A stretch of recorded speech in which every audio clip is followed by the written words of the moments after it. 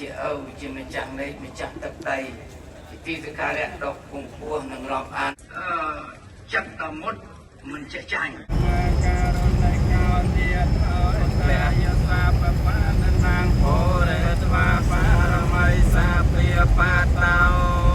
រាមពោនិមតមាងេតនសាចវាចេណាអន្តមេជយមេអង្គលាំងចយន្តោពោធិយមូលេសាចានាងនន្តវតនោអេវាងថ្វាងជយោហោជយាសុជយមេអង្គលេបរាជិតបាលង្កេសៃសេបតវិបោករេអភិសេកេសាពពុទ្ធានាងអាកបតោបមោតនសនេខតាំសមេអង្គលេសុពភិតាំសហតនិតាំសកណាសមហតោចសយទាំងប្រមចារិសុបតេខេណាងកាយកម្មងវាចាកម្មងបតេខេណាងបតេខេណាងមโนកម្មងបតិទិ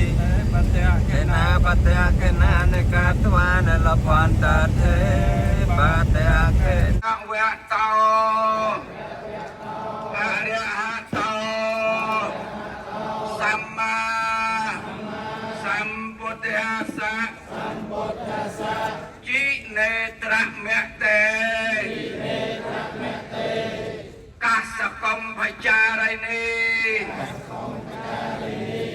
ជីណោរក្សានੰមុខបង្ខជាលិនីសរៈធវតិមេមុខកភេកម្មភិនីរមអាឆាយាសាសត្តថੰសោតនីតេមួយនឹងរសាទឹកដីជាអមតៈសូមឲ្យអស់លោកទាំងអស់ជីវិតក៏ស្បែកស្វិត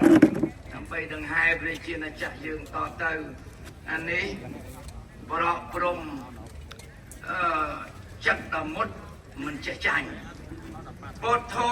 អរហង្គខ្ញុំកាន់អង្គពុទ្ធបាទចោលទាំងឡាយប្រមាទឲ្យវិនិច្ឆ័យអន្តរធានសាបសូន្យបាត់រូបបាត់អង្គពុទ្ធោពុទ្ធោអរហង្គសូមជូនពរចប់ហើយប៉ុន្តែជូនឯឡំ